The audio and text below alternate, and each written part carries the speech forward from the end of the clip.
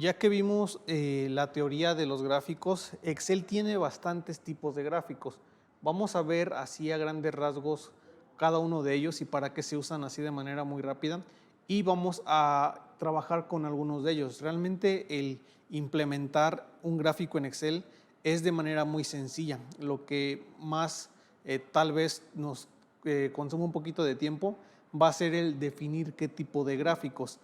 Tenemos varias formas de insertarlos y como les digo, ¿no? Cada tipo de gráfico pues necesita parámetros o de acuerdo a la situación pues se va a elegir entre uno u otro. El insertarlos pues es muy sencillo. Yo les recomiendo que siempre tengamos una tabla con formato de tabla para que aquí tengamos el diseño de tabla. Y bueno, vamos a insertarlo. Podemos hacerlo de varias formas. Yo aquí voy a hacerlo directamente desde la pestaña Insertar. En la pestaña Insertar nos aparece un grupo que se llama Gráficos, un grupo aquí que tiene el nombre de Gráficos, en el que pues tenemos una serie de gráficos. Tenemos aquí, si nos posicionamos, gráfico de columnas, etcétera, etcétera. Tenemos gráficos recomendados. Yo le voy a dar clic aquí al tipo de gráfico recomendado y automáticamente se me abre una ventanita con una serie de opciones. Aquí ya tengo una serie de opciones de gráficos en los que de acuerdo a la información que yo tengo, Excel me recomienda algunos gráficos. Por ejemplo, me dice aquí la suma de los teléfonos por vendedor. Si yo voy abajo, me dice la suma de los precios, del precio de venta por país, o sea, cuánto se ha vendido por cada país. La cuenta de emails por país, cuántos emails tenemos por país, la suma del teléfono por país, como tal el teléfono lo está reconociendo como un dato numérico que nos está diciendo hacer una suma, entonces como tal una suma de datos de teléfonos no me es muy útil. Tengo otro, por ejemplo, me dice la suma del precio de venta por embudo. Este es un buen gráfico en embudo o por lanzamiento que yo tengo por campaña de publicidad, así lo llamamos. ¿Cuánto vendí por embudo? Entonces esta es una buena métrica. ¿Qué más tengo por aquí? Suma de precios de venta por forma de pagos, o sea, cuánto por transferencia, cuánto vendí, por tarjeta de crédito, cuánto vendí. Y esta es una columna de barras agrupadas, si vemos aquí. Después tenemos uno, pero ahora de líneas, que dice este gráfico de líneas se usa para mostrar tendencias en tiempos, que como tal, como que no nos dice mucho, así es que no lo usaría. Áreas apiladas, burbuja, diagrama de Pareto, dice que un diagrama de Pareto traza la distribución de los datos en orden descendente de frecuencia, con una línea acumulativa en un eje secundario como un porcentaje del total. Y por último tenemos pues un histograma. Estos son los gráficos que Excel me recomienda. Así que yo puedo hacer uso de estos gráficos o voy a dar clic aquí en la opción de gráficos. En todos los gráficos tenemos una serie de gráficos que pues como les comenté cada uno cumple para un objetivo en específico. Por ejemplo, tenemos en columnas y en columnas, si le doy clic, tenemos varios estilos de columnas, columnas agrupadas, apiladas, columnas 100% apiladas, después tenemos lo mismo agrupadas pero en 3D, apiladas en 3D, 100% apiladas en 3D y por último tenemos columnas 3D.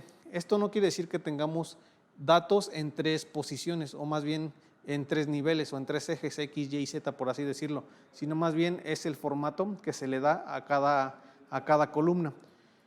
Y bueno, entonces tenemos el de columnas apiladas, que esto siempre por lo regular o normalmente va a mostrar las categorías, en el eje horizontal y los valores en el eje vertical. Perfecto, así es que sería algo así. Ok, no puedo dibujar, entonces siempre va a dar las categorías en el eje horizontal y los valores en el eje vertical, por lo regular o normalmente, no quiere decir que esto siempre sea así. Tenemos después el de líneas, que aquí en el diagrama de líneas o en el gráfico de líneas, la categoría se va a distribuir de manera uniforme a lo largo del eje horizontal y todos los valores, en este caso igual que en la pasada, los valores se van a distribuir pero de manera uniforme en el eje vertical. Y bueno, estos gráficos lineales pueden mostrar datos continuos con el tiempo en un eje de escala regular y por tanto pues estos gráficos son idóneos para mostrar tendencias de datos e intervalos iguales, como pueden ser meses, trimestres o algunos ejercicios fiscales. Después tenemos los circulares. Los gráficos circulares es el tercer tipo, que realmente va a mostrar el tamaño de los elementos de una serie de datos. Esto en proporción a la suma de los elementos. Los puntos de datos de un gráfico circular se muestran como porcentaje de todo el gráfico circular, o sea, va a mostrar porcentajes del total de la suma. Perfecto, entonces, hay algunas restricciones para usar estos gráficos circulares. Por ejemplo, podemos usarlos solo si hay una serie de datos. Por ejemplo, no podemos calcular, por ejemplo, categorías y valores, es simplemente una serie de datos.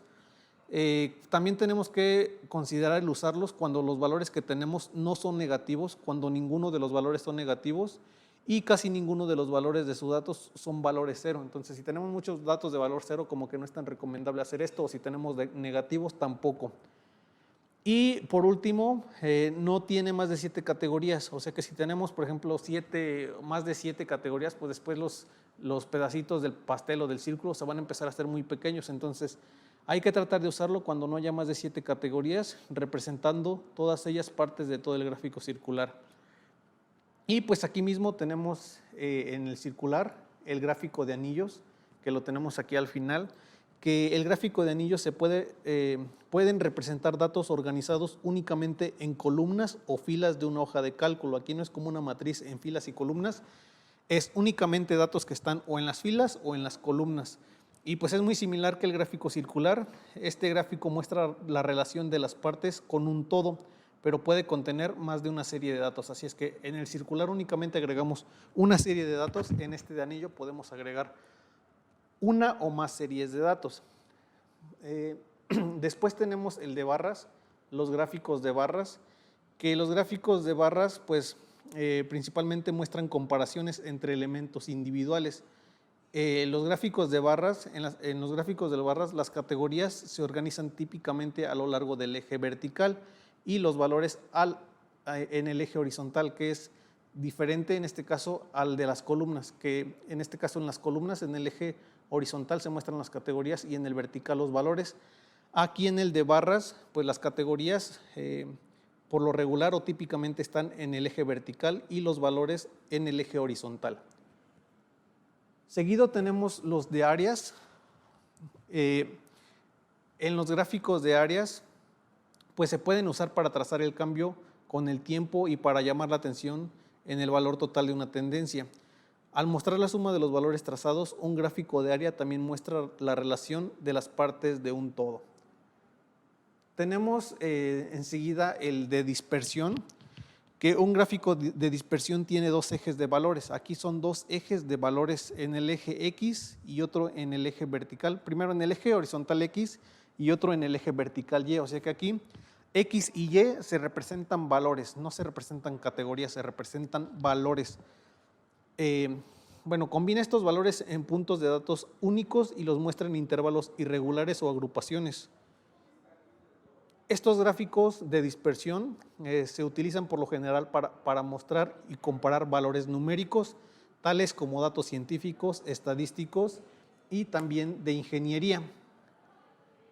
Enseguida tenemos los gráficos de mapa, que ven aquí se ve bastante bonito el de mapa. Por ejemplo, el de mapa pues puede ser un gráfico que se use para comparar valores y mostrar categorías, esto en regiones específicas geográficas.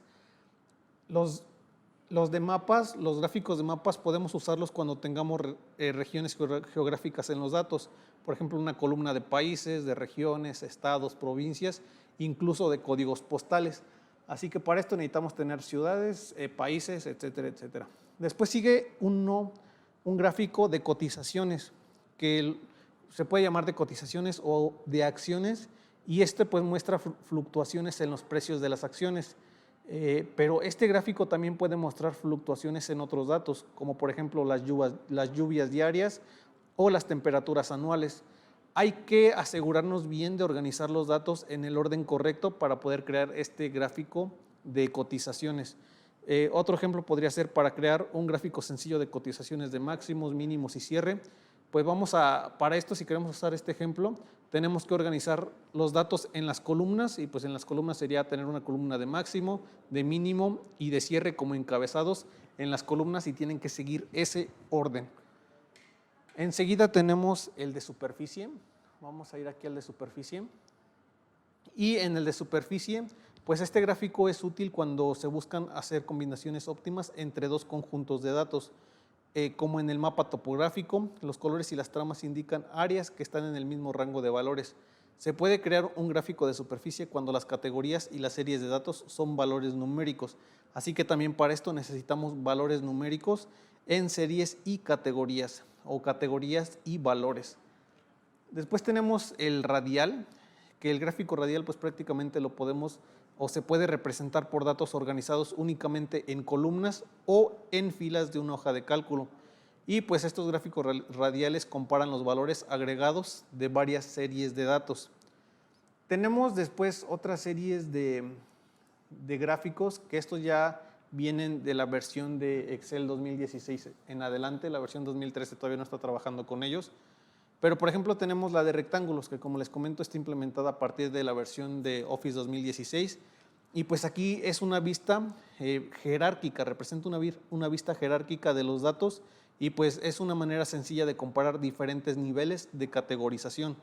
Este gráfico muestra las categorías por color, así es que si tenemos categorías va a mostrarlas por color y proximidad y se puede visualizar fácilmente muchos datos que serían difíciles ver en datos de otros tipos.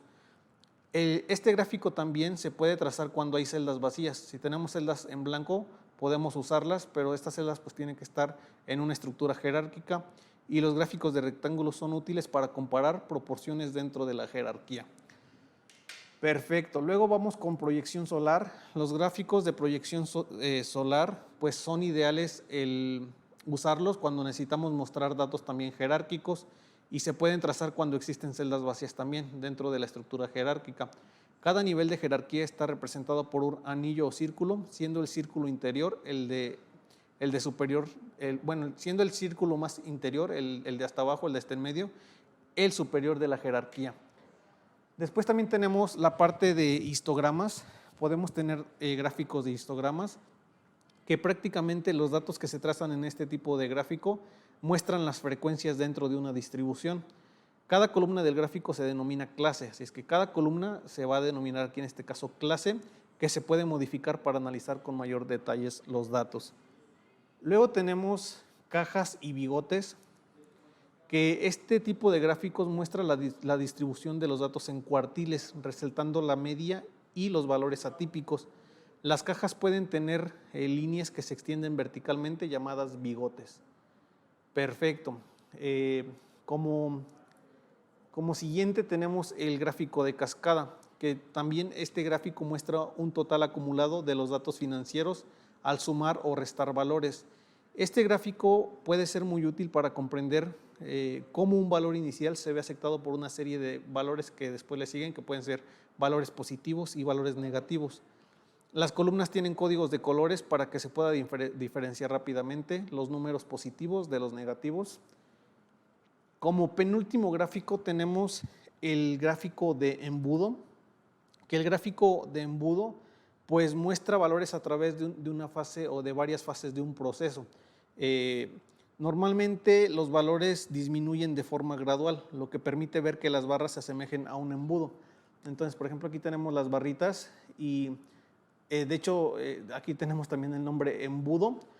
Es para representar los gráficos a través de una serie de procesos. Por ejemplo, en el caso de las clases que nosotros estuvimos dando, cuántos asisten a la primera, cuántos a la segunda, cuántos a la tercera, cuántos a la cuarta, y al final de cuentas las barritas que forman se asimilan a un embudo. Y por última tenemos gráficos combinados, que pues estos gráficos, a diferencia de los anteriores que teníamos un tipo, este puede combinar dos o más tipos de gráficos. Esto para que los datos que estamos manejando sean más sencillos de comprender, especialmente cuando los datos varían en gran medida. Además, pues esto, al combinar estos datos, se muestra un eje secundario y pues este gráfico secundario es incluso más sencillo de leer. Y bueno, estos son entonces los tipos de datos, ya dependiendo de la información que nosotros tengamos, Excel nos va a hacer algunas recomendaciones de cuál podemos usar y cuáles son los sugeridos. Así es que ya aquí lo tenemos. Por ejemplo, vamos a terminar insertando aquí un gráfico, por ejemplo, el del